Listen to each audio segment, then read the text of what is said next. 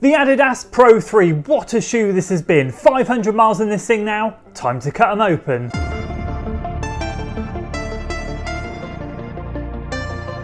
So welcome back to another long-term shoe review update, and this is the Adidas Adizero ADIOS Pro 3 after 500 miles. I haven't done a 500 mile shoe update since the Asics Nova Blast 2. This has been an absolute beast. What a shoe this has been. And the reality is I could probably, if I wanted to, squeeze another 100, maybe 200 miles out of this thing, but we're calling it quits here. I'll explain why as we go through the video.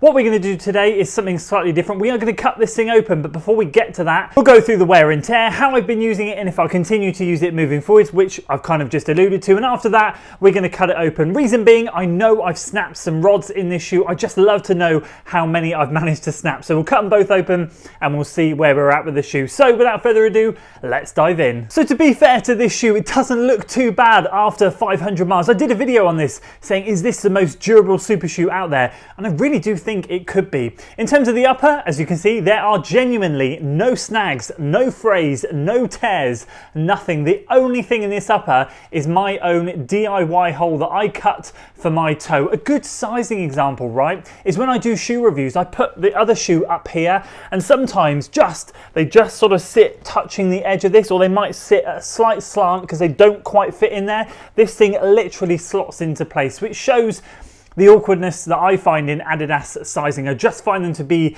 a tiny bit too short, even though I go to a UK size 13.5. I'm usually a 13, so 13.5 in Adidas can be hit or miss. This thing was a hit once. I'd cut a hole in the end of this one because my left foot is just marginally bigger than my right one. The right one was absolutely fine. But genuinely, other than that, you can see even around the heel here, absolutely nothing. There are no holes in the upper, nothing whatsoever. I know the upper was a bone of contention for so many out there. Yes, it didn't give the most hugging fit. Yes, it could feel a little bit loose and sloppy, but overall it did a great job for me. In terms of the midsole, again, look at it. After 500 miles, the stack height on this thing was just like the foam Light Strike Pro is so durable, and it genuinely still has good bounce left in the shoe. It doesn't, I mean, it looks creased, it looks a bit muddy, it looks a bit dirty, but genuinely I've seen much worse shoes at 500 miles than this thing. So the midsole again is still holding up relatively well.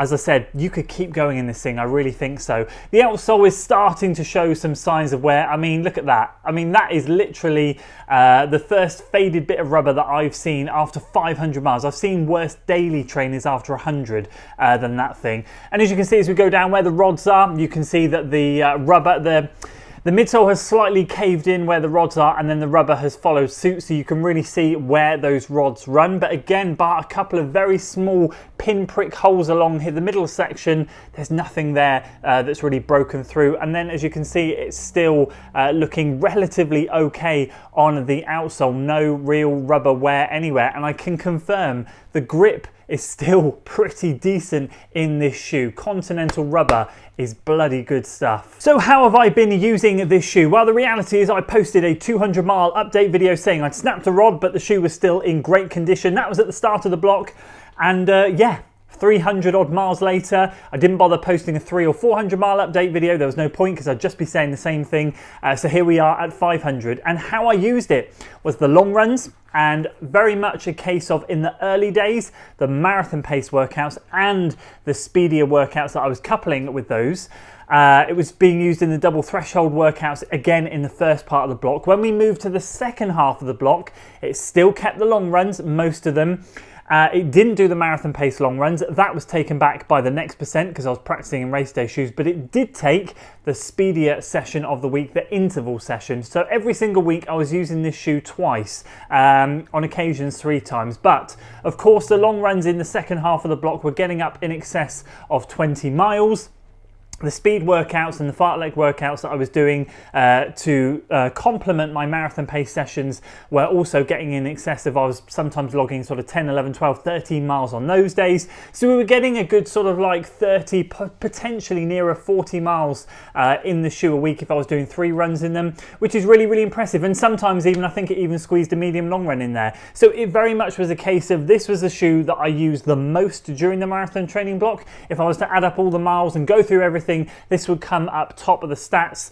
So yeah, it very much was a case of not quite my racing shoe of choice, but probably like an elite, and I mean elite training shoe by my standards. I did try the Prime X. I did find it a little bit too wobbly. This was a great compromise. Just using this has been absolutely fantastic. And so I guess that leaves the question, will I continue using it forward? The answer is no, but I could, yes. The reason why I'm not going to, I'm just starting to notice that my ankles are slowly sort of like caving in as I'm running, and I'm getting a little bit of tightness up the outside of my leg. That's just happened between 400 and 500 miles. I'd say in the latter stages, more like after like 450 miles. I was just very aware that maybe as I was getting tired towards the end of the run, the shoe wasn't quite holding me as firm as it did in its early days. Now, the Takumi Sen 9, I think it was, that I tested, that also had a very similar cutout here in the medial side. But what the Takumi Sen has, which is rather unfortunate for people like me who can use neutral shoes, but does sometimes struggle if they're not quite, or don't have any elements of support, shall we say, is that the cutout that was done in the medial side also had a little shelf cut out of it. So the inside here was a little bit sort of like higher than the outside, meaning that when you were kind of landing and rolling through, it works perfectly for people with, let's say, a perfect foot strike as you're rolling through, landing and pushing off on the big toe. But if you tend to land not necessarily on the outside of your foot, but a little bit more like flat-footed and then roll in, that's when it was causing me a bit of issue. Now, I never had that with this at all, even though the cutout's there, because there was never any kind of like shelf cut out in this section like the Takumi, so I always felt like this just held me strong, and I did kind of strike here and roll through, so it was absolutely fine.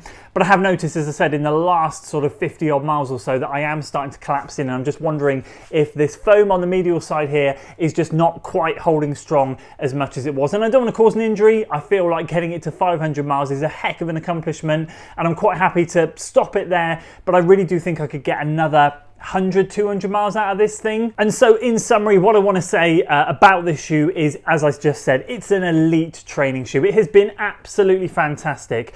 I'm really looking forward to picking up a pair on discount, and I'm not even going to hesitate. For my next marathon block, which I can confirm will not be spring, we are having a break after this marathon block, but probably next autumn I'll target a marathon around that time. I want a pair of these in my, unless I find another shoe that does as good a job as this, like I have with the Brooks Hyperion Tempo, like I have with the Brooks Hyperion Max. I want a trusty shoe in my rotation, and this thing was it. Now, obviously the Pro 4 is imminent. We know it's coming December or January sometime. So I do feel confident in the fact that this thing is going to come down in price. Adidas have produced so many colours of the Pro 3 that there's going to be so much excess stock out there. I can guarantee you there's going to be some really good sales in this shoe. So for me, there's no hesitation. If I can pick up a pair around £100-ish, then I'm going to do it without hesitation. That will take priority over buying a new shoe to review for the channel, because my training and running comes before content creation. So for me, that's going to be like the #1 priority. And to be honest with you, I'll get one even if it's for a half marathon block, because I just find them to be really useful for the longer runs and also for the longer workouts. So with all that being said and done, what a shoe, 500 miles. Let's cut these things open and let's see how many of these rods we've snapped. Okay, so plan of attack, I'm going to take the upper off first. I'm going to cut that completely off, and then I'm going to cut along the seam of the midsole, and we'll see if we can get in there. Apologies, by the way, for the poor paint job along here. Just ignore that and pretend it's not there. Let's dive into this.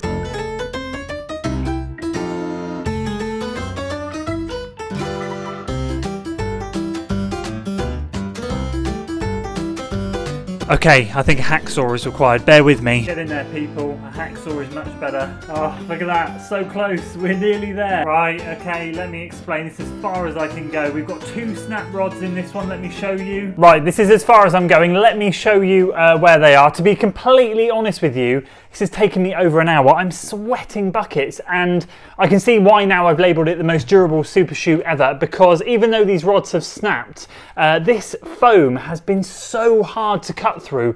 It's glued down so well, and it is so dense. It's unbelievable. But let me show you. Right, so this is the outside rod. This is as solid as a rock, not snapped whatsoever. And I can feel this one here is absolutely fine. And the next one here, if I trace the line and come up here a bit, that is absolutely fine as well, solid as a rock. This one, this is snapped and this one's snapped. Watch this, okay? So this is the second one, big toe, right, second one. This is absolutely just flexible as anything. I can feel between my fingers here as a snap point. So this one, as you can see, this comes right up here. This is well and truly broken. And the middle one, let me see if I can get it to click, because this one is really broken as well. That one flexes right there. Again, right underneath my finger. Hold on. There. Yeah. So he's right in the middle there. So I think this one's a bit further down and this one's up here. So we've got the second and third one, which is definitely snapped. This is in the left foot, but the first, fourth and fifth, they're okay. So there we go. I'm really sorry. I'm not going to even try and take that one apart. I can't believe how long that one's taken me. But fair play to these shoes. As I said, even though the rods have snapped, they are, I mean, the foam itself, the way it's encased, you can see, I can't get this off, even with a hacksaw, unless I spent hours shaving it off like I did here. And I literally just, that took me about 10-15 minutes. I thought it's going to be here all afternoon. So yeah, so I can tell you 2 have snapped from the left.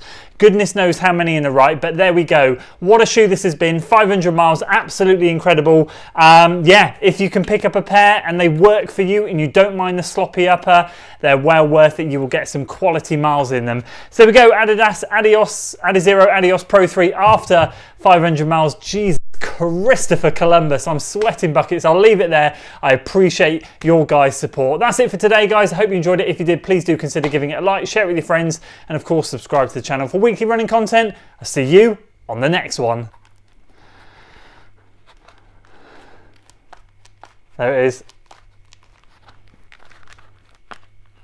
Yeah. There. Yeah.